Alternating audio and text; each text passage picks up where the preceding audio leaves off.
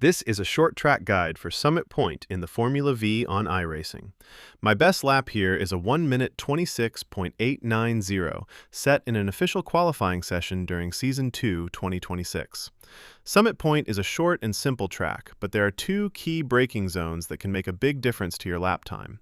In this session, the wind is blowing from north to south, so it gives us a little push down the main straight.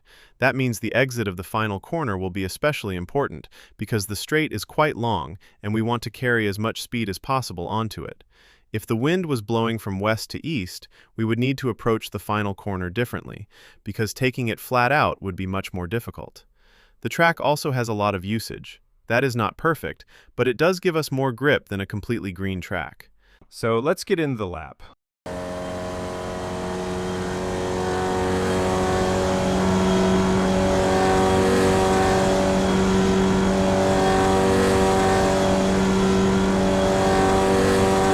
Right after the twin cones, I start braking. Trail braking is very important here. After the initial hard brake input, around 80%, I begin to release the pressure while gently turning the car toward the apex. In the final phase of braking, I shift down into third gear. Be careful not to touch the curb here, because that will cost you time. At the apex, we go straight back to full throttle for the long straight that follows.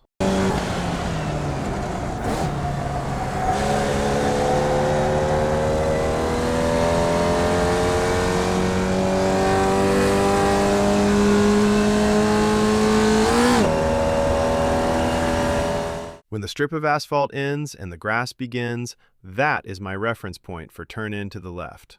Here, there is no need to lift the throttle, and we also want to avoid touching the curb on the left. The key is to be very smooth with the steering, guide the car into the corner, and let it flow out toward the outside curb. It is important to use as little steering angle as possible so we do not lose speed.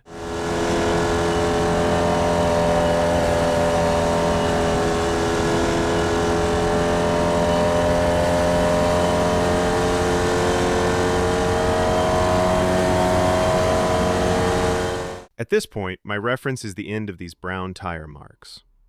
Here, I start with strong initial brake pressure, again at around 80%, while trailing off the brakes into the corner.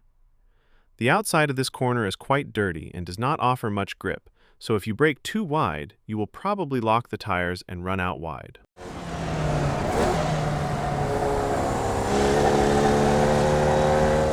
Then we reposition the car for the next corner with just a small touch of brake. It is not really a braking zone, it is just a way to settle the car and help it rotate into the next turn.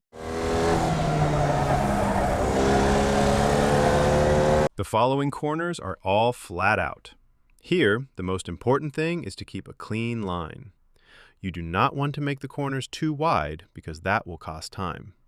Stay close to the curbs, but try not to climb over them.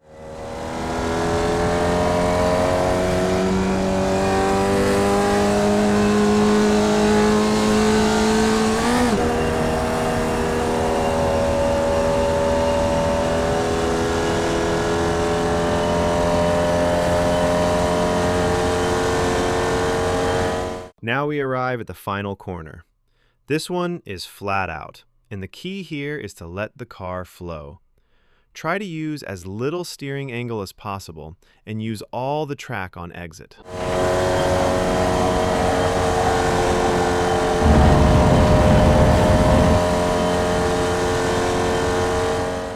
That's it for the lap guide. I hope you found it helpful. If you did, please leave a like. The video continues with an external camera view of the same lap. See you on track!